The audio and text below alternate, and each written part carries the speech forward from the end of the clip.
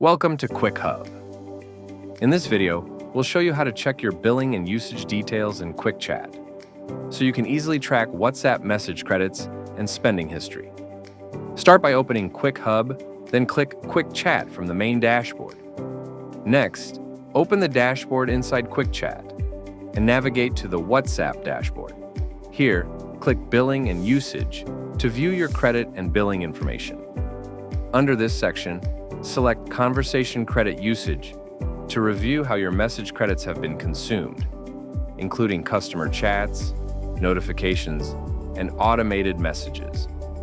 To focus on a specific time range, click Custom Date. Choose your start and end dates, then click Apply to filter the results.